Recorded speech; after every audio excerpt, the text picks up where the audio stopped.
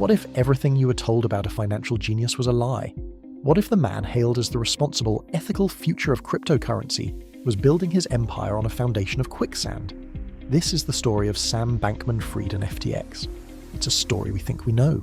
The nerdy billionaire in shorts and a t-shirt, the effective altruist who was going to give it all away, the safe bet in a wild industry. But we were wrong.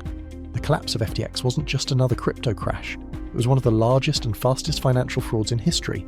It vaporized over $32 billion in value in a matter of days. And the most shocking part? The warning signs were there all along, hidden in plain sight, obscured by a narrative so compelling we all wanted to believe it.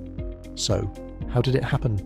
How did a 30-year-old build a multi-billion-dollar empire so powerful it entangled global regulators, celebrities, and venture capital titans, only to see it disintegrate almost overnight? And what does this catastrophe reveal about the repeating patterns of financial manias that we seem destined to ignore?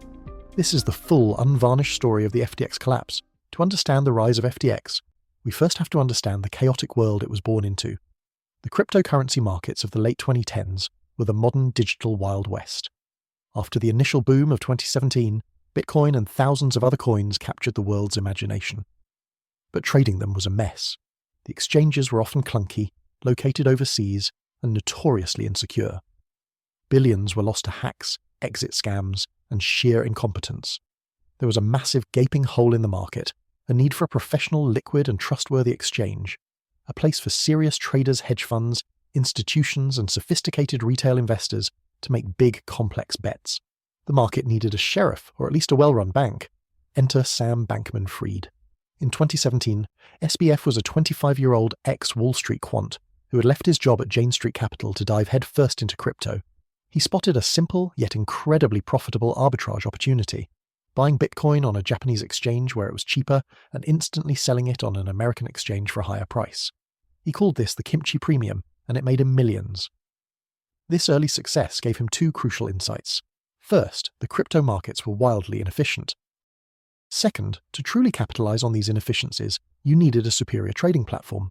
So in 2019, with a small team, he launched FTX. FTX wasn't just another exchange, it was a derivatives powerhouse. While other platforms focused on simple spot trading, FTX allowed users to trade complex financial instruments, like futures, options, and leverage tokens. You could bet 100x on the price of Bitcoin without ever owning a single coin. For traders, this was a goldmine. But SBF understood that in the Wild West, trust was the ultimate currency, and he set out to build that trust not with guns, but with a carefully crafted image. Sam Bankman-Fried masterfully crafted a persona that was the antithesis of the greedy Wall Street banker. He became the crypto messiah in a t-shirt and cargo shorts. His unkempt hair and refusal to wear a suit weren't just a quirk, they were a strategic signal. He was one of us, a nerd who just happened to be brilliant with numbers. But the cornerstone of his image was his fervent public commitment to effective altruism, or EA. EA is a philosophy that uses evidence and reason to determine the most effective ways to benefit others. SBF became its most famous proponent, constantly repeating his goal to make as much money as possible to give it all away. He was the billionaire who didn't care about being a billionaire. He was accumulating wealth to save the world from pandemics and AI apocalypses. This narrative was catnip for a generation skeptical of traditional finance. How could you not trust someone who claimed their only motive was altruism? With this impeccable reputation as a shield, FTX embarked on an aggressive and breathtakingly expensive marketing blitz. They secured naming rights for the Miami Heat Stadium, a 19-year, $135 million deal. They put their logo on Major League Baseball umpires. Their most iconic ad, a multi-million-dollar Super Bowl spot, featured comedian Larry David dismissing every great human invention throughout history, from the wheel to the light bulb, culminating in him dismissing FTX.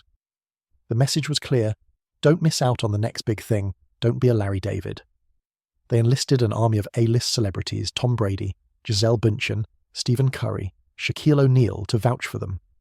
"Are you in?" they asked. And with these trusted faces assuring them, millions of people answered, yes.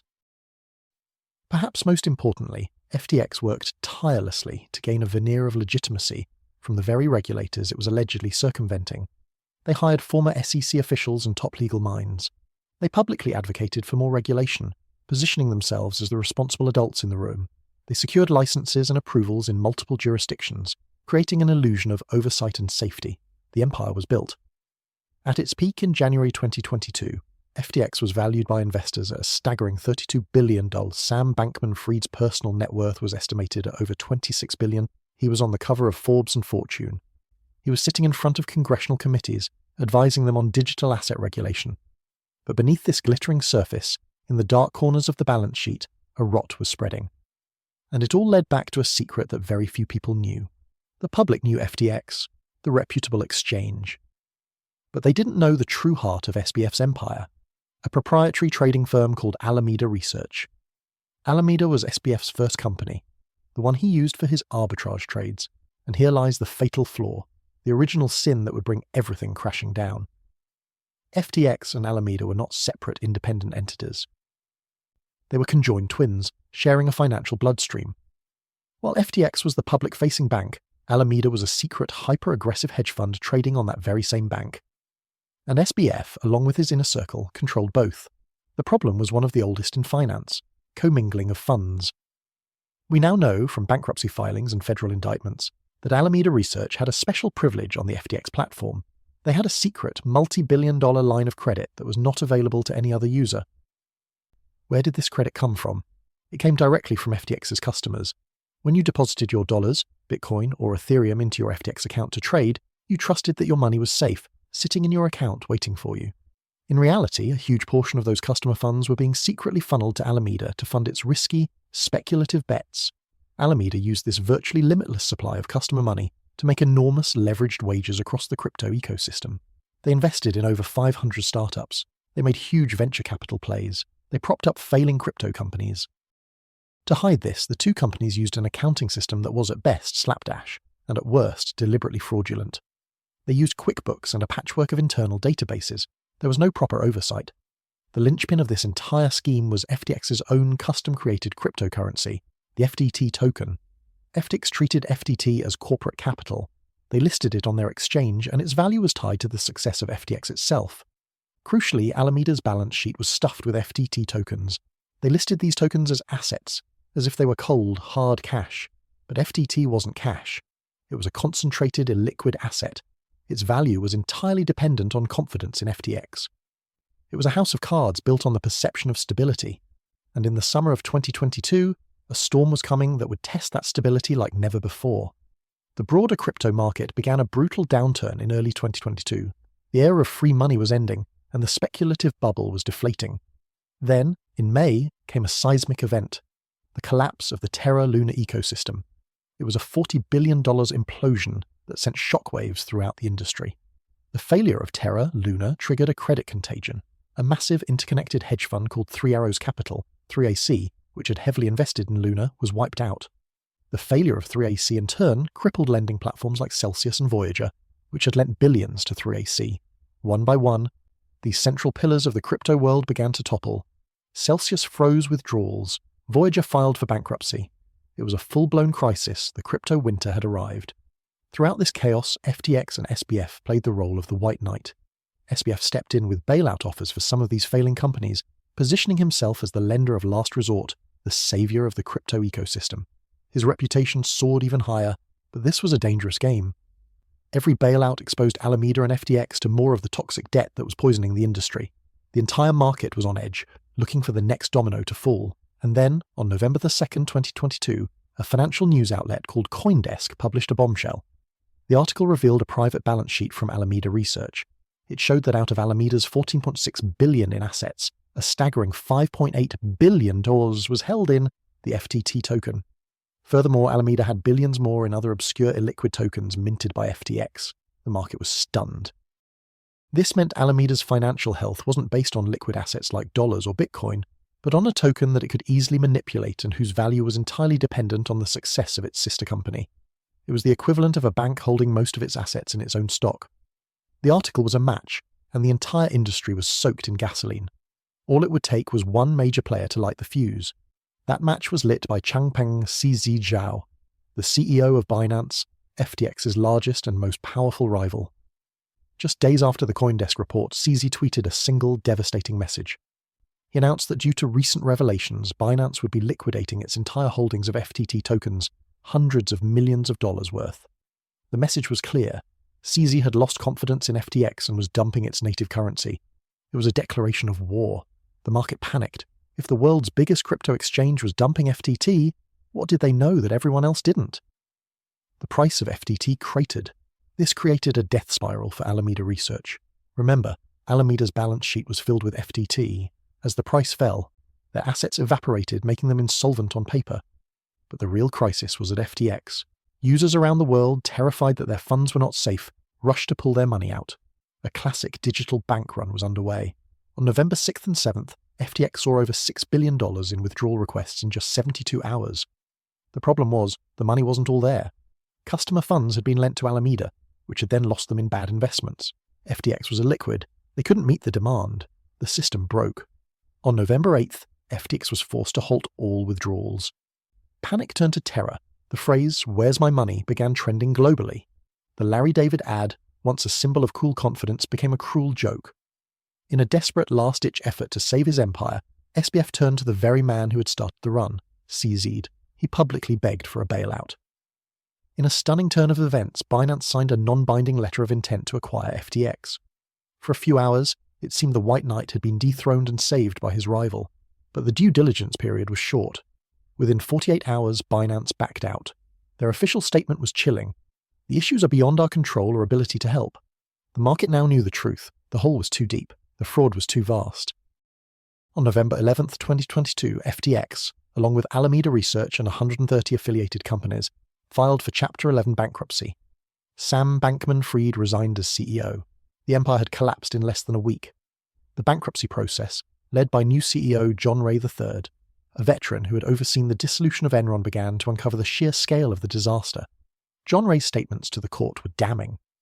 He said he had never seen such a complete failure of corporate controls and such a complete absence of trustworthy financial information. He described a company run by a very small group of inexperienced, unsophisticated individuals. The central horrifying truth was revealed. FTX had lent $8 billion of customer money to its sister company, Alameda Research. That $8 billion was gone. The labyrinth of companies was a nightmare, with no centralized record keeping.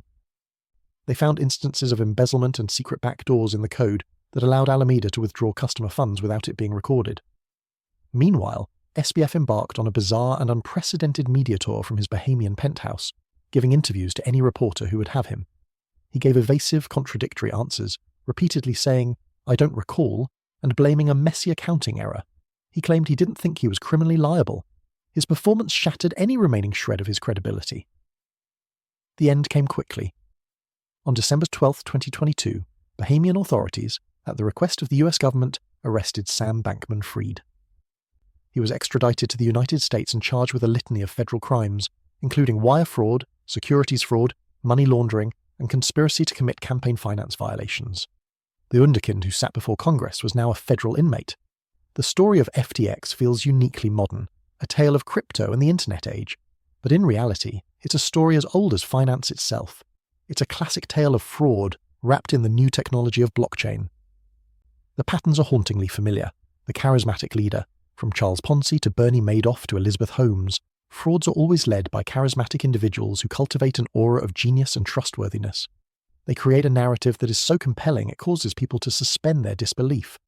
The complexity shield. Madoff used complex split-strike conversion strategies that no one understood. SBF used complex crypto derivatives and blockchain jargon. In both cases, the complexity was a shield deterring tough questions. If you can't understand it, you just have to trust the genius. The lack of transparency.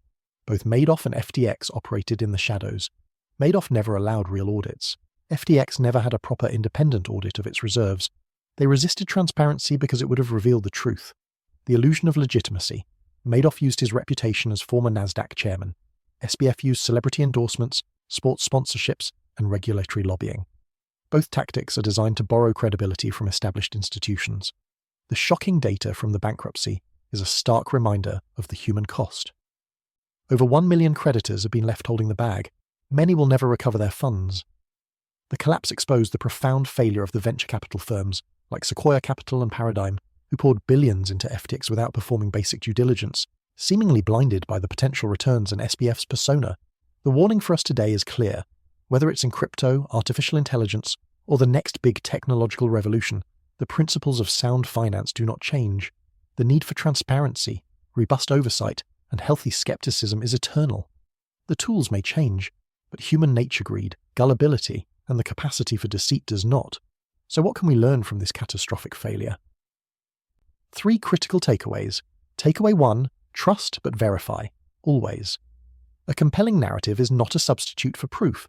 A persona of altruism is not a guarantee of integrity. No matter how much you trust a brand, a celebrity endorsement, or a public image, you must demand transparency. For exchanges, this means proof of reserves. For companies, it means independent, audited financial statements. If they can't or won't provide it, that is the loudest red flag of all. Takeaway 2. Complexity is the friend of the fraudster. If you cannot understand how a company makes its money or how its financial structure works, you should not invest in it. Do not be intimidated by jargon, whether it's from Wall Street or crypto Twitter. Legitimate businesses can explain their model in simple terms. Fraudsters hide behind complexity. Takeaway 3. Regulation is not the enemy. The lack of it is. The crypto industry's Wild West mentality was a key enabler of this fraud. While overregulation can stifle innovation, the complete absence of basic rules, like the segregation of customer assets, creates a playground for predators. The call for sensible regulation isn't an attack on crypto. It's a necessary step to protect consumers and ensure the long-term health of the ecosystem. Final warning, open-ended thought. The FTX collapse is more than just the story of one company. It is a cautionary tale about what happens when we outsource our critical thinking to a cult of personality. It forces us to ask a difficult question. In our rush to embrace the future, are we forgetting the hard-learned lessons of the past? The next Sam Bankman-Fried is out there right now, building a new narrative, crafting a new persona. The question is, will we be fooled again? What did you think were the most glaring red flags that were missed? Are there other historical parallels that come to your mind?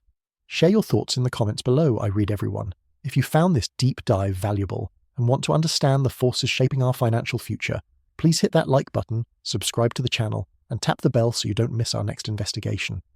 We've included links in the description to some key documents for those who want to go even deeper. Thanks for watching. Stay skeptical, stay curious,